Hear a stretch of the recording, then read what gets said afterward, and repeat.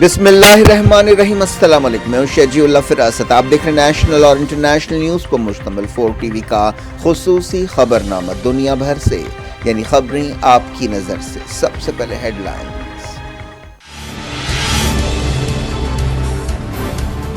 Be B C Modi اور گجرات فسادات کے بارے میں ڈاکیومنٹری پر قائم، کہا کافی ریسرچ کے بعد تیار کی گئی۔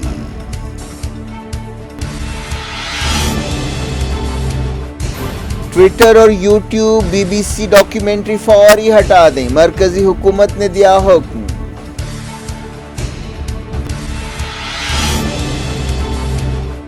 مغربی کنارے میں ایک اور فلسطینی کو گولی مار دی گئی، اسرائیلی قبضے پر جنرل اسمبلی کی قرارداد عالمی عدالت پہنچ گئی۔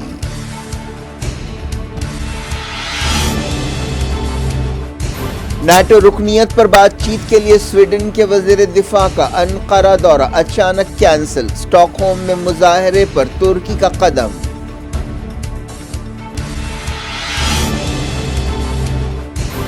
یوکرین کی فوجی مدد پر مغربی ملکوں میں اتفاق نہیں ہو سکا، زیلنسکی نے کہا بھاری ٹینکس دینے کے سوا کوئی راستہ نہیں ہے۔ ایران ریولیوشنری گارڈز کو دہشت گرد قرار دینے پر یورپ کو جواب دے گا، اتوار کو اہم میٹنگ بلائی گئی۔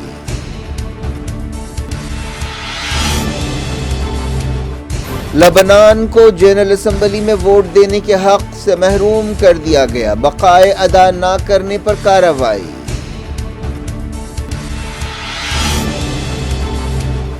جنسی ہراسانی کے الزامات کا ریسلنگ فیڈریشن کے صدر پر کوئی اثر نہیں، اہم ٹورنامنٹ میں مہمان خصوصی کی حیثیت سے کی شرکت۔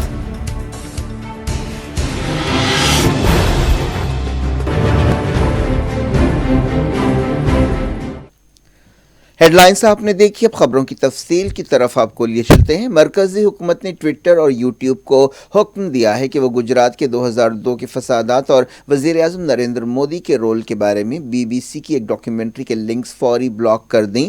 کئی ٹویٹس اور یوٹیوب ویڈیوز میں بی بی سی کی اس ڈاکیومنٹری کو شیئر کیا جا رہا تھا، ان کا مواد اب ہٹا دیا گیا ہے۔ بی بی سی کی اس ڈاکیومنٹری کا نام انڈیا دی مودی کویسچن ہے، لیکن اب ٹویٹر اور یوٹیوب پر یہ ڈاکیومنٹری اویلیبل نہیں ہے۔ وزارت اطلاعات و نشریات نے سوشل میڈیا کمپنیوں سے کہا کہ وہ بی بی سی کی اس ڈاکیومنٹری کے پہلے ایپیسوڈ کو بلاک کر دیں۔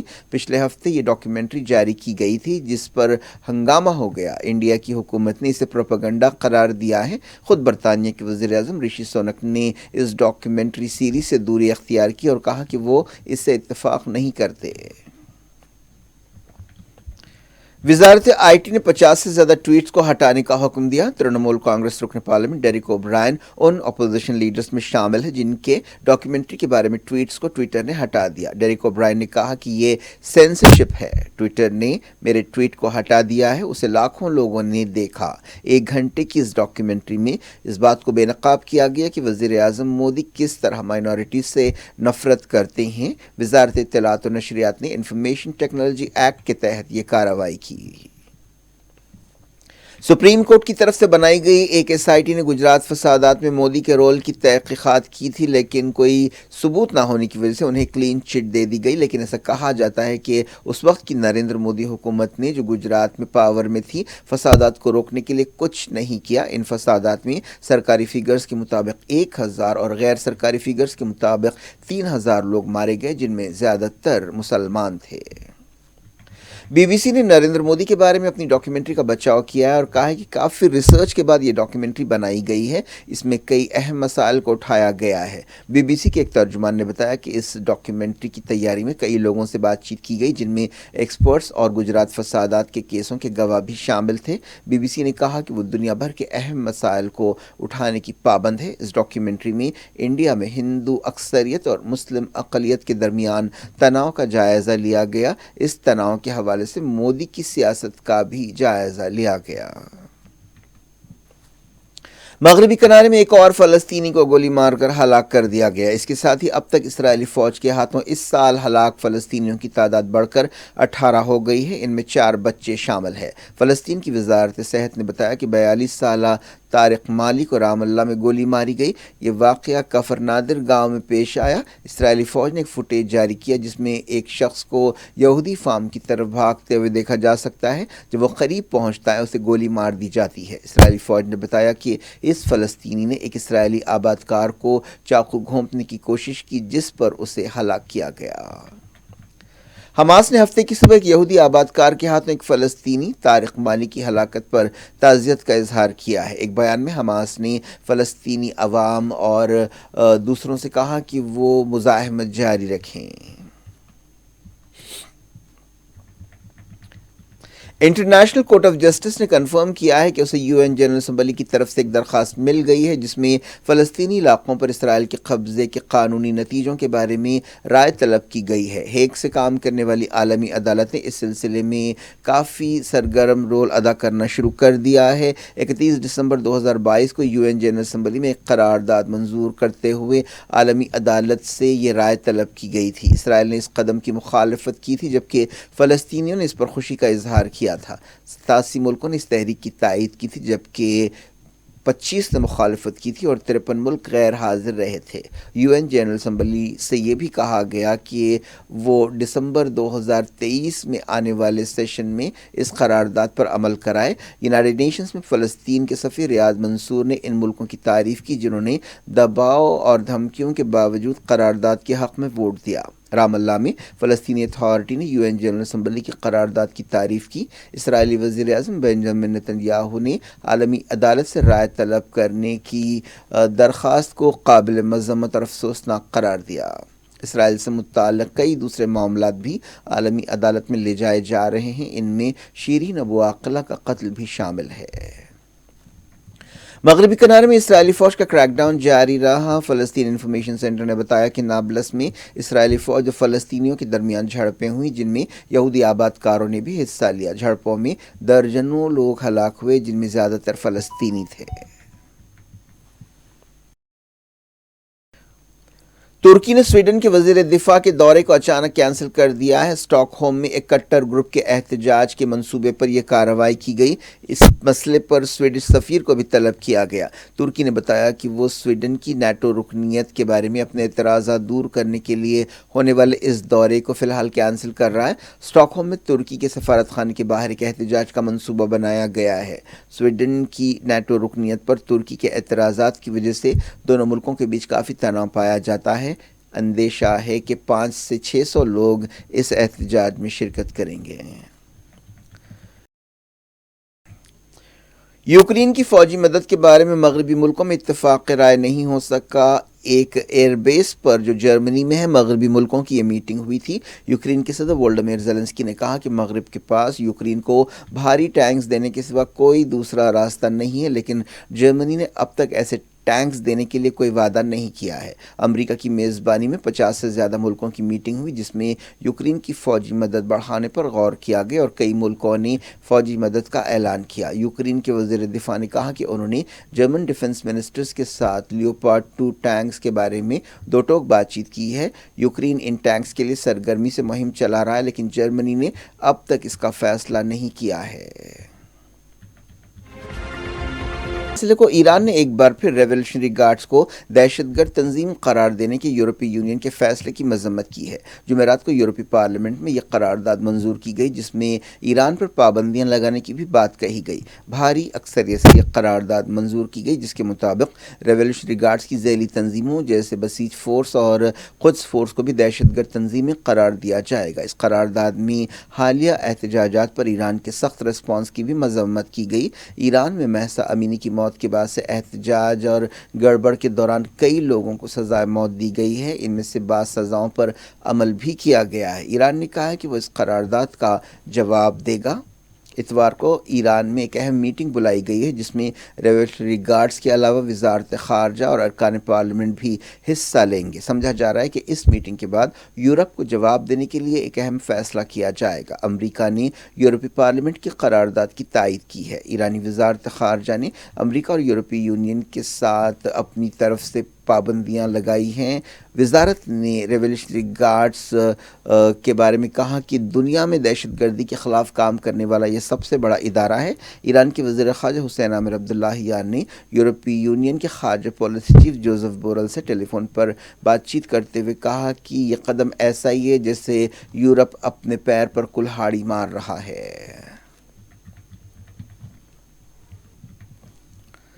لبنان کو یونائیٹڈ نیشنز کی جنرل اسمبلی میں ووٹ دینے کے حق سے محروم کر دیا گیا ہے کیونکہ اس نے سالانہ بقائے ادا نہیں کیے ہیں۔ بیروت عالمی ادارے کو $1.8 ملین باقی ہے۔ لبنان بدترین سیاسی اور معاشی بحران سے دوچار ہے۔ کئی کوششوں کے باوجود ملک کی پارلیمنٹ نئے صدر کو نہیں چن سکی جس کی وجہ سے سیاسی خلا ہے۔ UN سیکریٹری جنرل اینٹونیو گوٹریز نے کہا کہ لبنان کی حکومت کو اپنا درجہ برقرار رکھنے کے لیے $1.8 ملین ادا کرنے ہوں گے۔ جن دوسرے ملکوں کو ووٹ دینے کے حق سے محروم کیا گیا ہے ان میں ڈومینیکا، ایکواٹوریل گنی، گابون، ساؤتھ سوڈان اور وینیزویلا شامل ہے۔ بحرین میں حکومت کے خلاف مظاہروں کے سلسلے میں 21 لوگوں کو سزائیں سنائی گئی ہیں، ان میں 3 نابالغ بھی شامل ہیں۔ مقامی میڈیا کی ایک رپورٹ میں یہ بات کہی گئی، ان میں سے بعض پر دہشت گردی کے الزامات لگائے گئے ہیں۔ برطانیہ کے وزیر اعظم رشی سوناک پر پولیس نے تیسری بار جرمانہ لگایا۔ اس مرتبہ انہیں سیٹ بیلٹ نہ پہننے پر چالان کیا گیا۔ جس وقت یہ واقعہ پیش آیا وہ ایک ویڈیو بنا رہے تھے۔ یہ واقعہ لنکاشائر میں پیش آیا۔ معلوم ہوا کہ جس وقت یہ واقعہ پیش آیا اس وقت وہ حکومت کے بعض منصوبوں کو بڑھاوا دینے کے لیے ایک ویڈیو بنا رہے تھے۔ بعد میں یہ ویڈیو رشی سوناک نے اپنے انسٹا اکاؤنٹ پر پیش کیا۔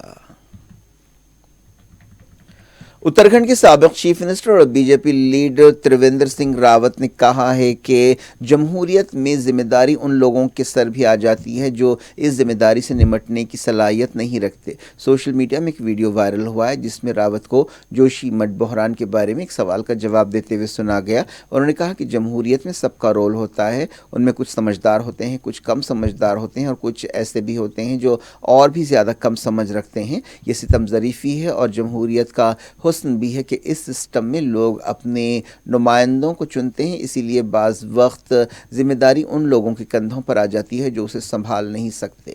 یہاں سے مسائل پیدا ہوتے ہیں۔ وزیر اسپورٹس انوراگ ٹھاکر نے یقین دلایا تھا کہ برج بھوشن شرن سنگھ ریسلنگ فیڈریشن کے صدر کی حیثیت سے ذمہ داری فی الحال نہیں سنبھالیں گے جب تک ان کے خلاف الزامات کی چھان بین پوری نہیں ہو جاتی، لیکن اس یقین دہانی کے کچھ گھنٹے بعد ہی بی جے پی رکن پارلیمنٹ نے گونڈا میں قومی سطح کے ایک ریسلنگ مقابلے میں مہمان خصوصی کی حیثیت سے شرکت کی۔ ریسلنگ ادارے نے کہا کہ برج بھوشن شرن سنگھ کو ابھی نہ سسپینڈ کیا گیا ہے اور نہ ہٹایا گیا ہے۔ 3 روزہ senior national open wrestling tournament کے افتتاح کے موقع پر وہ مہمان خصوصی تھے۔ کئی ٹاپ ریسلرز نے ان پر جنسی ہراسانی کا الزام لگایا ہے۔ اس دوران ریسلنگ فیڈریشن آف انڈیا نے الزامات پر وزارت اسپورٹس کو اپنا جواب بھیجا ہے۔ فیڈریشن نے الزامات کو رد کر دیا ہے اور کہا ہے کہ یہ فیڈریشن اور اس کے صدر کے وقار کو ٹھیس پہنچانے کی ایک کوشش ہے اور ان ایتھلیٹس یا ریسلرز کے اپنے کچھ مفادات ہیں۔ حکومت نے 72 گھنٹوں کے اندر فیڈریشن سے الزامات پر جواب مانگا تھا۔ یہ بھی کہا گیا کہ ان ریسلرز نے انتظامیہ کو بدنام کرنے کے لیے کسی کے دباؤ میں کام کیا۔ اس سے پہلے انوراگ ٹھاکر نے احتجاجی ریسلرز کو یقین دلایا تھا کہ وہ ریسلنگ فیڈریشن آف انڈیا کے چیف کو حکومت کی طرف سے مقرر کی گئی کمیٹی کی تحقیقات پوری ہونے تک عہدے سے ہٹا دیں گے۔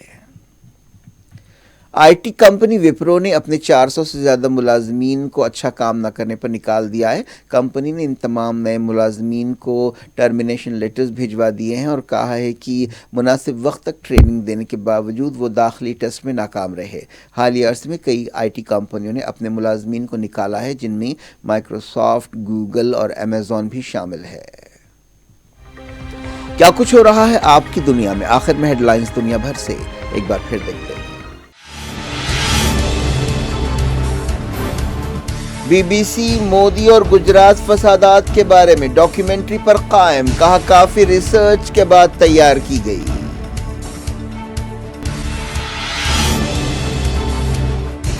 ٹویٹر اور YouTube B B C documentary فوری ہٹا دیں، مرکزی حکومت نے دیا حکم۔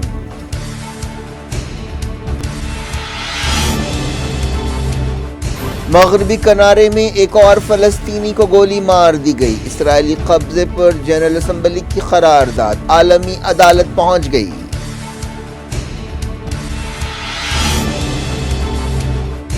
نیٹو رکنیت پر بات چیت کے لیے سویڈن کے وزیر دفاع کا انقرہ دورہ اچانک کینسل، اسٹاک ہوم میں مظاہرے پر ترکی کا قدم۔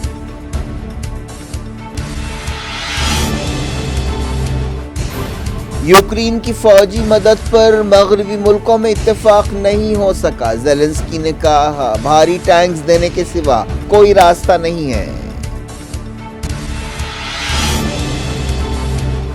ایران ریولیوشنری گارڈز کو دہشت گرد قرار دینے پر یورپ کو جواب دے گا، اتوار کو اہم میٹنگ بلائی گئی۔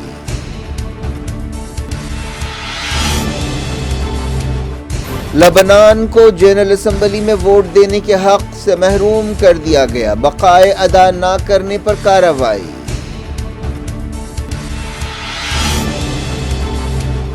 جنسی ہراسانی کے الزامات کا ریسلنگ فیڈریشن کے صدر پر کوئی اثر نہیں، اہم ٹورنامنٹ میں مہمان خصوصی کی حیثیت سے کی شرکت۔